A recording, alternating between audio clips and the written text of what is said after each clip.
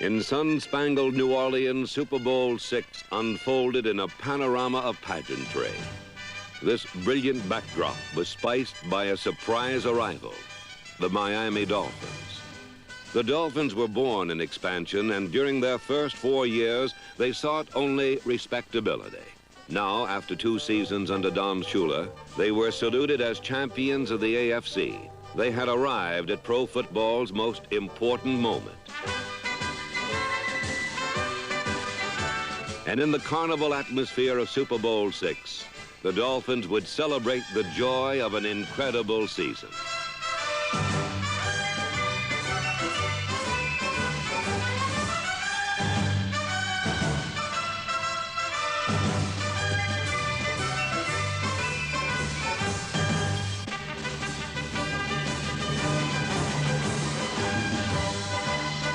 While the Dolphins rode an emotional crest, their opponents readied themselves with somber resolve.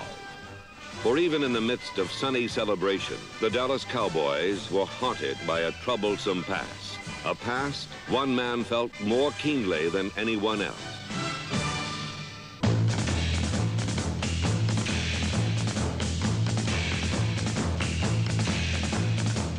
In Super Bowl VI, Dallas was determined to conquer its past as well as the Dolphins. The match was set. 2 teams up from expansion. One bred in the NFL, the other with its roots in the AFL. 2 teams which had never met. One out to earn the title of champion, the other trying to shed the label of loser.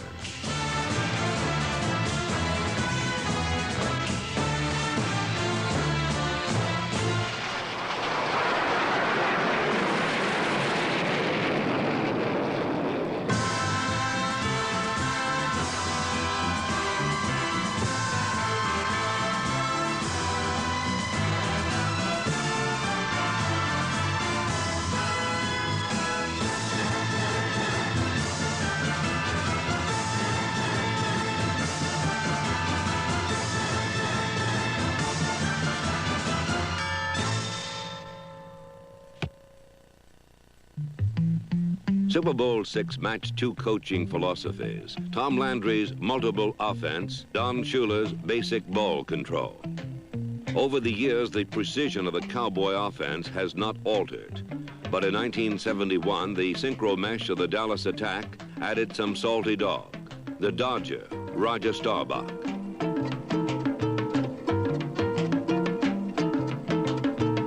The scramble is not Tom Landry's favorite play, but Staubach had successfully used the tactic in 9 straight victories since being named starting quarterback. Today, Staubach's shoulder shaking would lead him down a dead-end alley of Dolphins.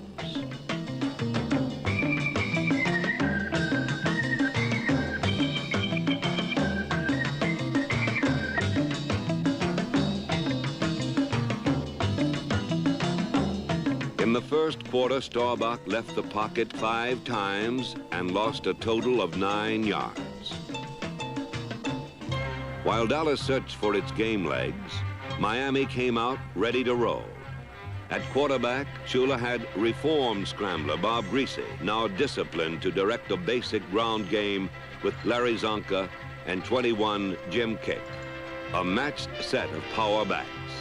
Early in the game, one play personified Shula's method. Kick cut down the backer. Guard Larry Little blew out the corner. Zonka shed a tackle, and Miami became the first team to cross the 50.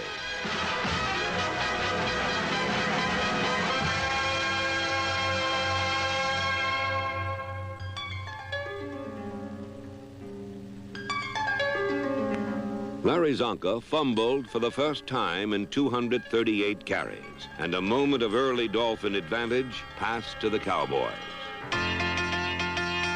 The young Dolphin defense turned to its leader, Nick Bonacante.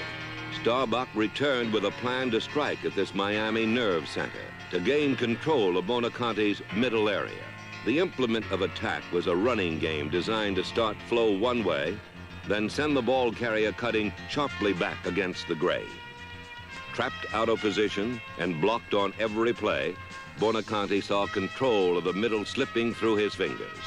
as Dallas running backs began to probe the heart of the Dolphin defense.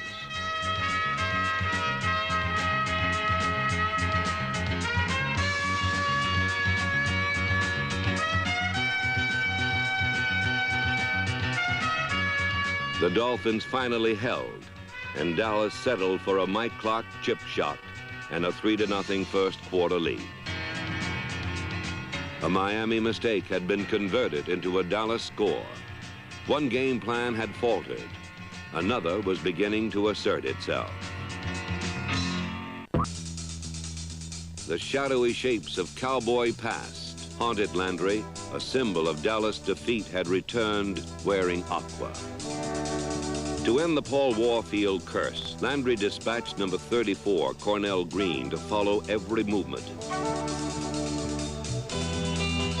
to track him from sideline to sideline and cut off every inside route.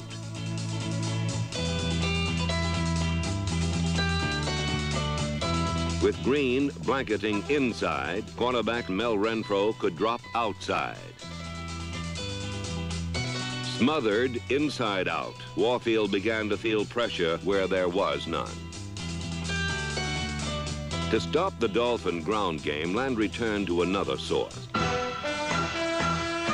Bob Lilly had shared every nightmare the Cowboy passed. Now he set out to rid himself of the memory.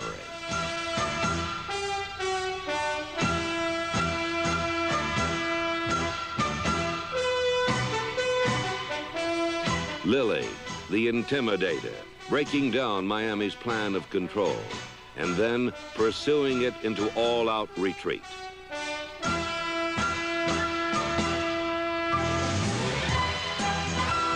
In the heat of the moment, ex-scrambler Bob Griese had reverted to his old wild ways.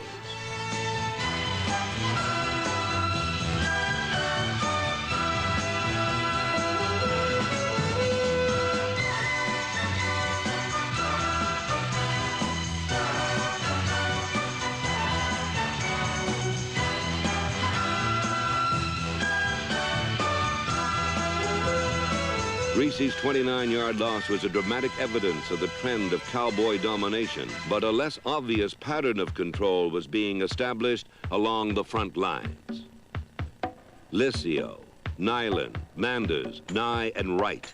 The Cowboy offensive line, a machine well-oiled with experience, now held sway in the trenches. With clockwork precision, holes were pried open, and Walt Garrison popped through.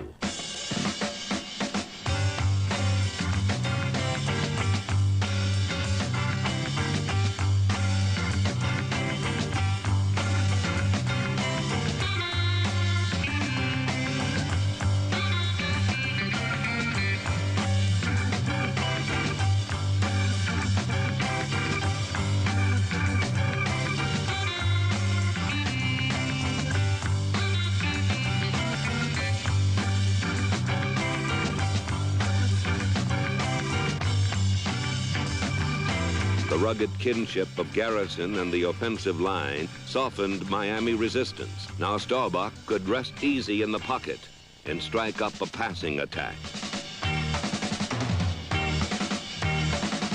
Still, something was missing, and for that something, Staubach needed to look no further than his own huddle.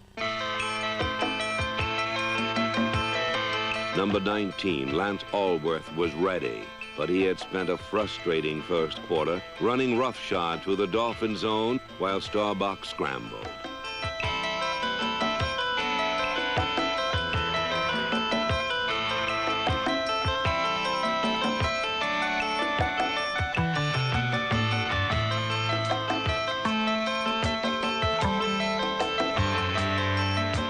He took his problem to the proper authority. And when the Dallas ground game stalled, the magical hands of Lance Allworth were ready. For a decade, the feats of this man have been legend, but now he was about to make what he would call later the two most important catches of his career.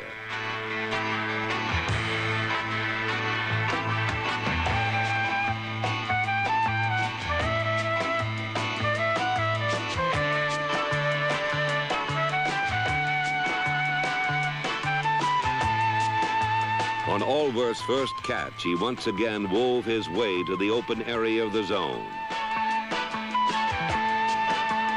On the second, his quick feet tapped out touchdown.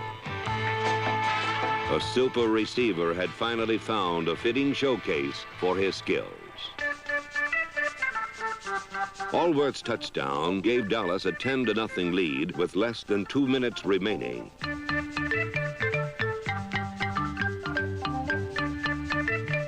Warfield finally sifted through his escort to put the Dolphins within range at the Dallas 24.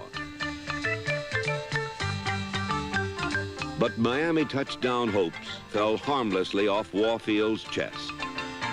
A replay demonstrates why. Warfield broke free behind Green, but the Dallas safety reacted back to deflect the ball.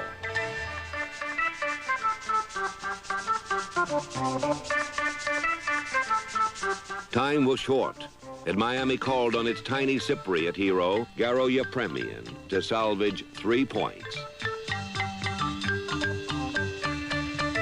Miami had demonstrated its quick striking capabilities, and in a half dominated by Dallas, the Dolphins left the field still in contention 10-3. Second half opened with tactical maneuvers on both sides. Shula and Bonaconte discussed means to seal the middle, while Landry planned counteraction. Miami sensed the importance of this first series, hold or be swallowed up. Bonaconte rooted in and tackled Manny Fernandez stacked over center.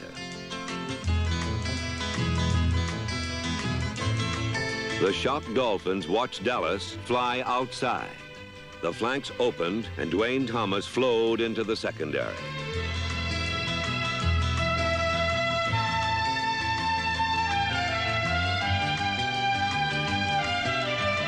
When Miami scrambled to adjust, Landry sent in a fake pitch flanker reverse, and Bob Hayes flashed for 16 more yards.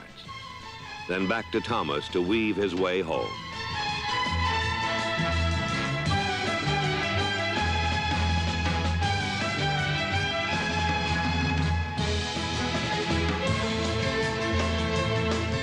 "71 yards in 8 plays, 7 of them sweeps, and the stunned Dolphins were suddenly down 17-3.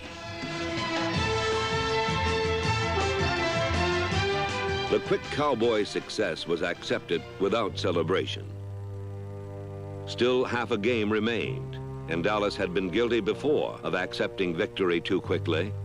Veterans remembered other games seemingly won, only to be lost. This time they would not rest until they had thrown off the demon of defeat.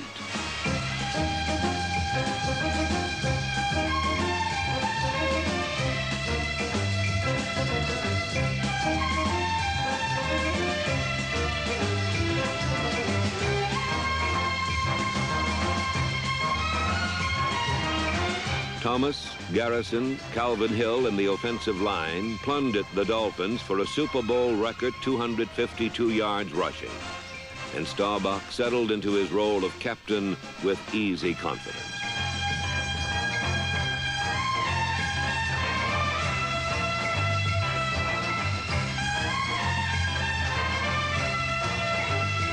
But each time Staubach reached back to put Miami away for good, the staggering Dolphins would hold on by a fingertip.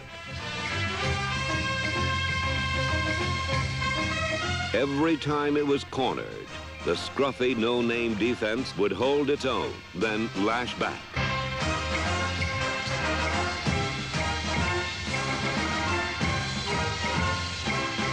The Cowboy offense controlled the game but could not put it away.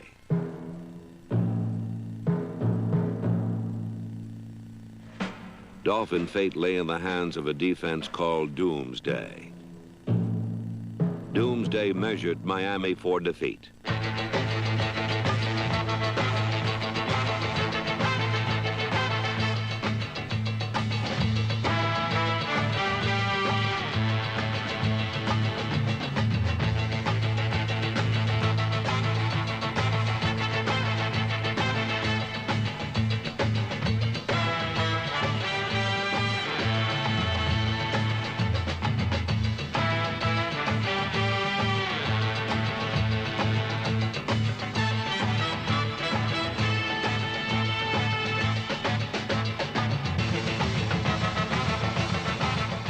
With all its tools of victory depleted, the hour had grown late, very late for Miami.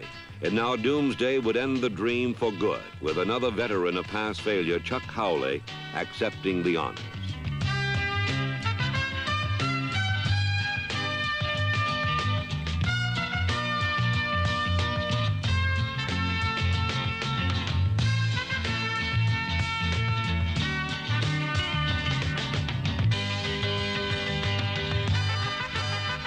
In every season since 1966, Tom Landry had watched his team lose the one game that really mattered. Now he looked on as his Dallas Cowboys finally sealed sweet victory.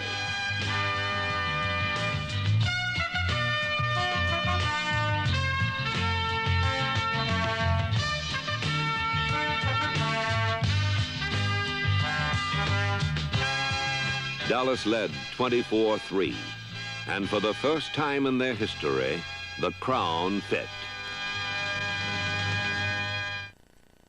The hour had grown late, and the joyous trumpet blasts of Miami's arrival were now silent. The bright orange balloon of Miami's season had descended. The high crest of emotion now shrunken hard in the cold afternoon sun.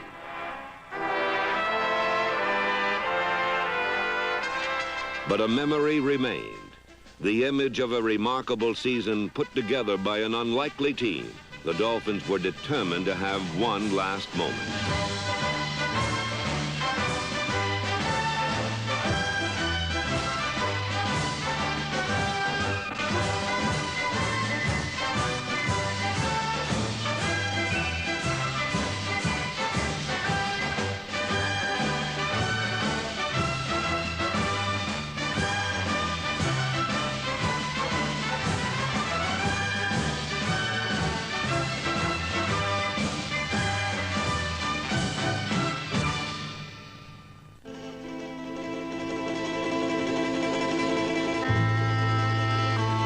Miami's last drive ended as had its first, and the domination was complete.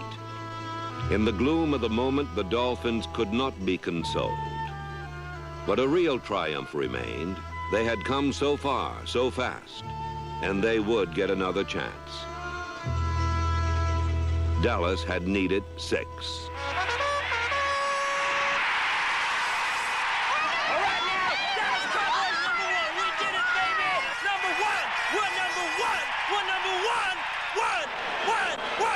Champions, #1, Dallas Cowboys. Hey, Bob, who got that ball? Well, he fumbled, and I hit it. It hit his thigh. Yeah, he fumbled it, and then whenever he went to get it, I hit it with my hand. What a time to get it. Just think, those people that had those white handkerchiefs waiting before we came out, I think they're going to use them to dry their eyes now. Look at them. Dry your eyes and weep. We're #1. Hey, let's get better now. We'll improve out here in the next couple series. Let's go. Yeah, we're in good shape now. All we have to do now is just hold the ball. Yeah, there we go. One solid quarter of running tough, baby. Running tough. Ready? Set. Hut you, hut you, hut you.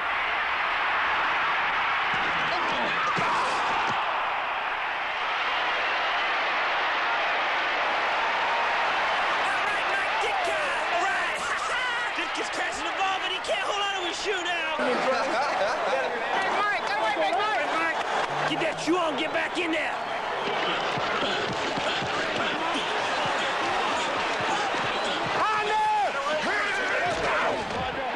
Did we get enough? Looks like it. First down, dynamite. Get back in there. Go, Cal. Turn it up. Go, Cal. Run, baby, run!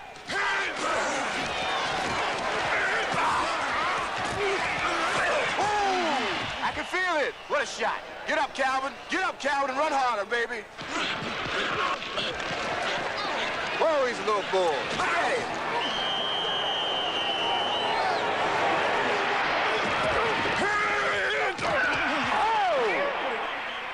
Come on, official, late hit. You know it was a late hit. Don't hit him, Calvin. Don't hit him. You're too big. Gotta be cool. You gotta be cool.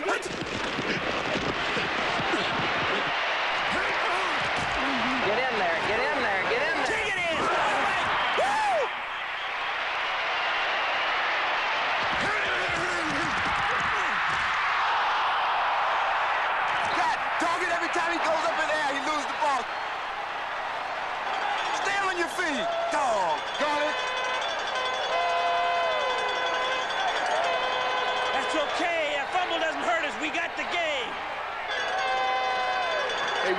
Wow, man, what happened? Hey, my tongue. Your tongue? I guess you realize now this is a pretty rough game. Or either that or you just keep your tongue in your mouth. All right. Ooh, man. Finally. Oh. What do you think, Coach? I think it's pretty nice. Pretty good. Congratulations. I'm really happy. Hurry up, Mike! And we're finally number one. All right. Number one.